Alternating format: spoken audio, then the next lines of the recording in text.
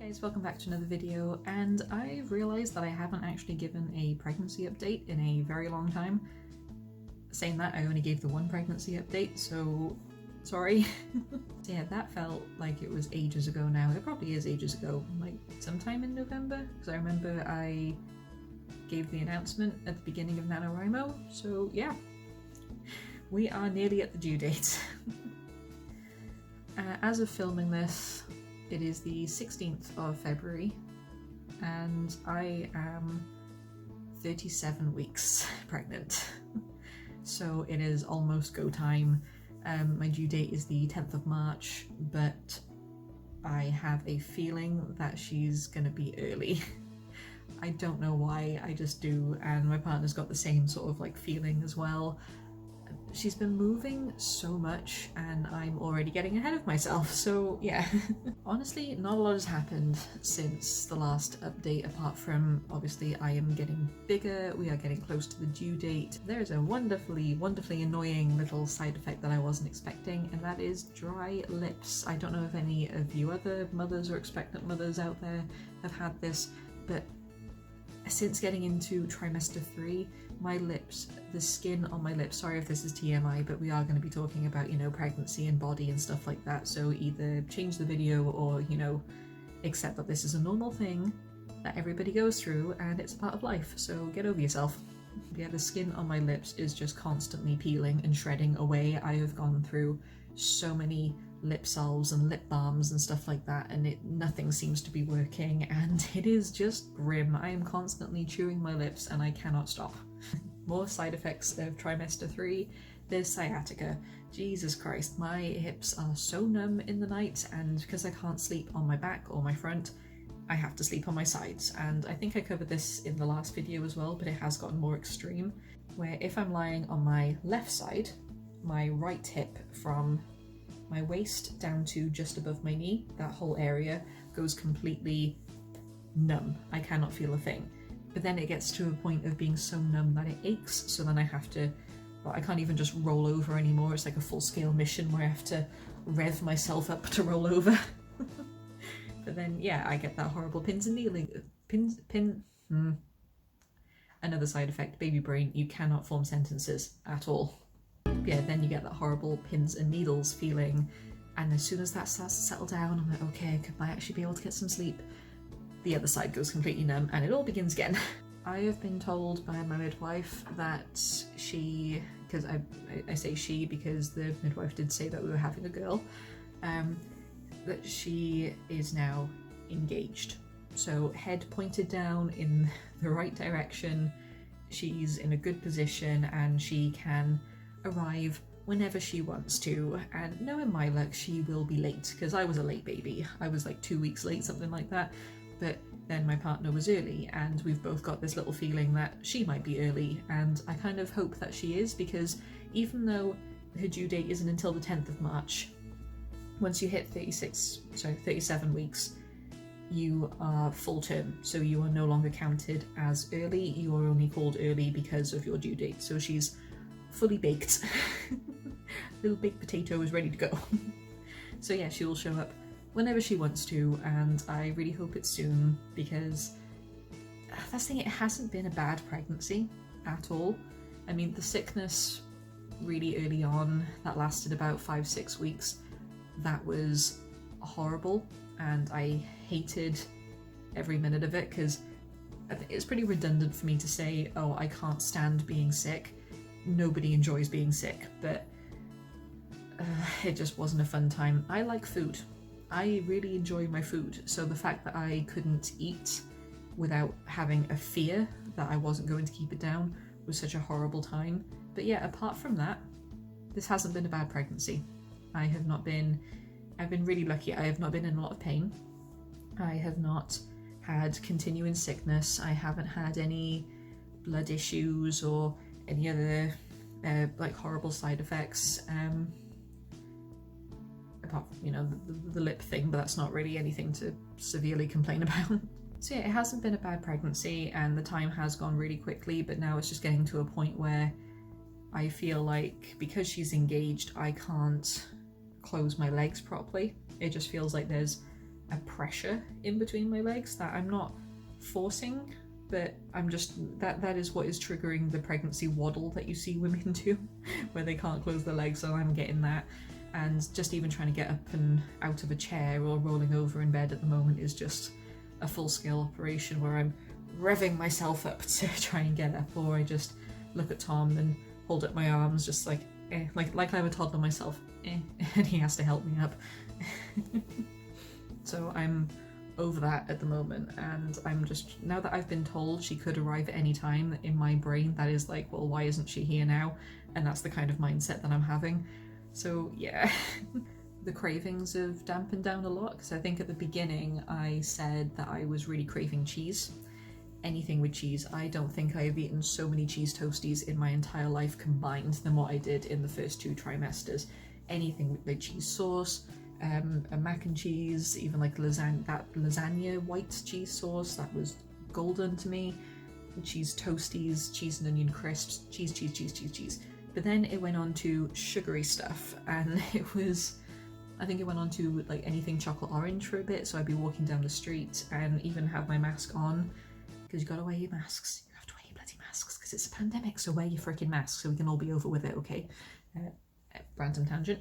But yeah, it went on, but so I'd be walking down the street with my mask on, and I could smell through the mask that someone somewhere had chocolate orange, and I needed it. I made so many chocolate orange brownies, chocolate orange cakes, just to try and feed these cravings. The fruit pastels helped with the sickness, but now I've kind of gone off them, which sucks because I still love my fruit pastels, but the fact that I ate so many of them because they were the only thing that was settling my stomach before, I've just gotten a bit tired of them. Cheesecake. Cheesecake was a random thing as well.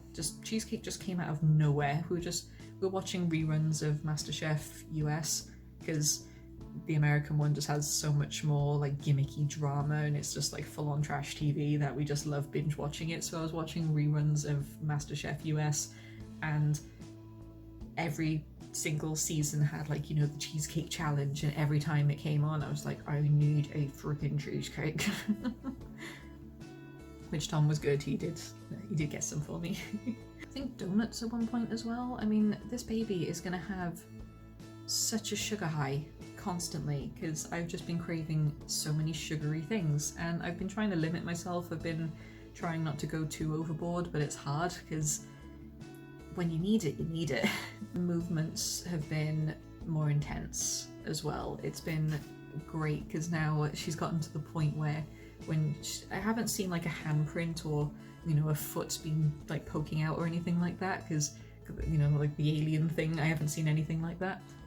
But when she moves, my entire bump goes. Like when she rolls over, it does like this ripple thing. And there are times when I wake up and my bump has gone from at the front here to jutting out to the side here, like it's aiming that way because that's where she's curled up. And it's just so weird looking down and being like, what position are you going to be in today? She started responding to sounds, which is interesting. One of the funniest ones is like, obviously because there's a lot of weight now, well, my back clicked all the time anyway. That's not something to be proud of. That was always a bit of a concern, but now whenever I like lean or my back clicks, the noise must be so loud inside because my back clicks and she goes like she flinches as if she's in there like, oh, what was that? And I feel bad, but at the same time it's so funny. We've gotten pretty much everything sorted. I mean, we haven't really arranged like a full nursery baby bedroom or anything like that yet. We know which room is going to be the baby's room, but at the moment, because we're renting this place, there's a lot of furniture in there that we can't actually get rid of until we get hold of the landlord and figure out what's going to happen there. And because of COVID restrictions, their office hours are limited, so it's been really hard to get back to them. But that being said, babies do stay in the same room as you for like the first 6 months to a year. So we do have her Moses basket all set up, ready to go at the bedside. It's all got the bedding and everything. It's got, you know, little mobile. It's really sweet and cute, and I love waking up and seeing the Moses basket next to me every morning, and I just can't wait to see the little face that's going to be staring up at me when she gets home. I can't wait. We have the travel system all set up, so the pram, the car seat is actually in my car at the moment, ready to go whenever we are. Yeah, we're doing well. We've got pretty much everything set up, so whenever the landlord wants to come and collect furniture, then we can move furniture into that room and that'll be sorted, so it's not really gonna take much time even when she's here, which is good. We have everything set out, it's just planning the exchange, but we'll get there. We will get there, and it's not a high priority right now because she's going to be in the room with us, so yeah. Tom has been amazing throughout all of this. I really cannot fault him. He has put up with so many of my emotional outbursts because the emotions are also going crazy.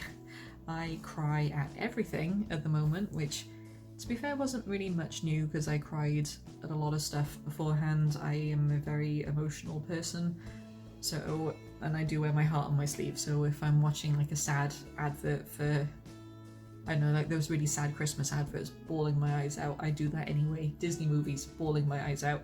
But now I cry at even more stuff that doesn't even have an emotional impact. So the other day I dropped my phone. That was it. That was it. I just dropped my phone. I didn't crack my phone. I didn't cause any damage to my phone. I just dropped it and I just burst into tears. The funniest one, we're just going to ignore that beeping. Funniest one I've had recently, which was just an emotional roller coaster, was I was craving dipping cookies or biscuits in tea, and I made it. I made myself a cup of tea. I had my little biscuits and I was dipping them in. And then I started crying because it didn't taste as good as I thought it was going to. And then this overwhelming rage took over where I just chucked the entire cup of tea down the sink because I was like, this doesn't taste good, screw you, and just got rid of it. And then, like, not 30 seconds later, I just started full-on hysterical laughing at the utter ridiculousness of the situation. It went from crying to rage to hilarity in the space of about 90 seconds, and I do not know where it came from, but it was very funny to look back on, and I am really surprised that Tom has not run for the hills at this point. He's a saint, I cannot fault him, he's been great. Nesting instincts have been taking over big time. I just want to tidy and clean everything. I've probably rearranged the house about 6 times now, and I am not happy with it, and nothing ever stays in the right place, so that makes me think, I just tidied this, but clearly because a little bit of clutter has gotten there, rather than arrange the clutter, I need to rearrange the entire room to accommodate that clutter, which then causes its own problems. So I am just in this loop at the moment, and I think that Tom has started developing a bit of a nesting thing as well, whereas mine is cleaning, organising, where is everything going to go. His is more safety based, so even though baby is not going to be even sitting up by herself until about 3-4 months, he's already bought those little rubber nubs to go on table corners and safety proofing the place and trying to set up the baby camera and all the rest of it just to make sure that everything's, you know, safety conscious, which is really sweet. And it sounds like I'm making fun of him. I'm not. I find it really sweet and really cute. I've had midwife appointments every 2 weeks now for the past 2 months, maybe? Something like that. Yeah. And my next one is going to be next Wednesday for my 38 week. Who knows, baby might be here by then, but we'll wait and see. And yeah, midwife's been really happy with me. She's, you know, done all the checks. Heartbeat is always good. She's measuring well. Apparently she's going to be a very healthy baby, which, you know, is great news, but also really worrying because they usually say that the healthier the baby, the bigger the baby, and obviously that is going to be a little bit more painful on the exit route. But, you know, I'd rather her be healthy and me be in more pain than her be not healthy and have the easiest birth ever. So yeah. We have arranged a birth plan. I do want to go to the hospital to have the baby because it is a first birth and I do not know what to expect, so I just want to cover all bases on that one. A lot of people are saying that a home birth would be better, especially during, you know, everything that's going on in the world at the moment, but I just want to make sure that we have all of our options available should a hospital advise them. So yes. Pain relief. Over here in the UK we have gas and air, which is the thing that you inhale, and apparently that stuff is a godsend, and knowing me, I will probably be asking to take a canister home with me. I know I won't be allowed to, but it's worth an ask. Oh, the topic of an epidural. I do not know. I'm one of those weird people that when it comes to needles, as in I'm donating blood or someone needs to take my blood for a blood test and stuff like that, I am perfectly fine with that, does not bother me. It's either going to a good cause or it's like 30 seconds in your arm and that's it. But the idea of an epidural scares the absolute crap out of me. The size of the needle and the fact that it goes in your spine and you're not allowed to move while it's in there. I'm a very fidgety person, so that is just not going to work and I'm terrified. But at the same time, if something does go wrong and I need it, then it's going to be on standby because I'm not going to be stubborn about it. If I need it, if it's recommended, and if it's going to help the baby, then of course I'll have it, but the build up to it, I'm terrified of that thing. So it's been a good pregnancy. It hasn't been too hard, it hasn't been too bad, and I am fully aware of how lucky I am, because some women go through absolute hell from the moment they conceive to the moment they give birth, and so long after that as well with postpartum. I mean, some women do go through hell and they are absolute Wonder Women, the lot of them, and I can't fault them. So I am aware of how lucky I've been with this pregnancy. But it has been lonely, very lonely, because of the lockdown and the pandemic. I have not really seen my family in months, and that's been really getting to me. I can't call it depression, but I have been feeling really down that I can't just pop round to my mum's, that I can't just, you know, have food at my dad's house, that I haven't seen my granddad, who I'm so close to him. He's an absolute saint. I haven't seen him since August. He's the one calling me saying that he feels guilty that he hasn't had more of an involvement in the pregnancy. He feels guilty, and I'm just there like, no one can help what is going on in the world right now. You have nothing to feel guilty about. He calls me every day, for God's sake, to see how I'm doing and everything.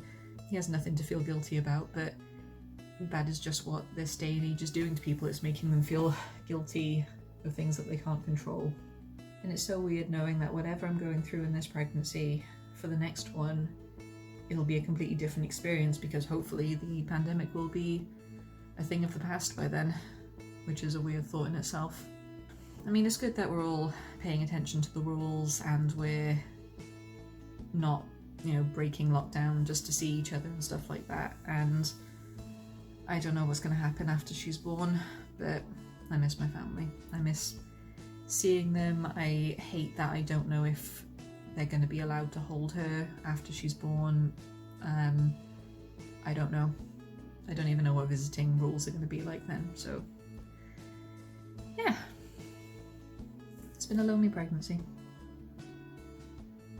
I mean, my friends that I've been talking to online, a few of them have had kids, and they've been great. They've really been great in giving me advice and like letting me just rant, and let's just say baby's got some great aunties and uncles in the world out there. So yeah, it could happen at any time now, so I thought I'd give a little bit of an update just to keep you posted. And also I'm aware that because we've been told she could come at any time, I should probably give a pregnancy update now, just in case she does show up early, and then I still would have given a pregnancy update, but not while I was still pregnant. So yeah, the next baby related updates might just be talking about the birth, because I don't think I'm gonna film the birth. I'm not one of those vloggers, I'm sorry. But I will give an update afterwards and just say how the whole thing went, and maybe be able to show you baby, we don't know. Yeah, I really can't wait. I am so excited, and it's been great. Like, I've been keeping up with my baby pregnancy diary. I've been taking photos of my bump to give more of a, I don't know, to keep track of things. I've been really lucky with this pregnancy. It's just been lonely, but you know, we can't control that, so yeah. I'm really so excited for her to be here now. I just want her here, and the fact that she's actually currently moving. I can feel her moving right now, and that maybe gives me a sign that she's excited to come out too. Can you imagine if I went into labour right here during this video? That would be hilarious. Yeah, that is pretty much all I have to update you on. Movements, great. Heartbeat, great. Measurements, great. I'm feeling a little bit down and a bit lonely because I can't see family, but otherwise, great. Tom's been a huge support system. Talking to my friends online who are parents or just happy for me to talk to them and rant have been great. I feel really lucky. And that's not a brag, that's just how I'm feeling. I'm feeling lucky. So yeah, I'm gonna carry on with my day. I feel really stretched out and tired, but that is just the norm. And yeah, next pregnancy update might just be a baby introduction or a birth story. So yeah, until then, I will carry on with my AuthorTube and BookTube stuff, and I will keep you guys posted on anything else. Do I have any parents or future parents out there that want to share their stories with me? I would love to hear them. I need all the advice I can get. Or if you just wanted to rant and connect, then by all means we can do that too. I am really excited. But yes, I shall see you all in the next video. I hope you're doing well. I hope you're staying safe. Goodbye, my scribblers.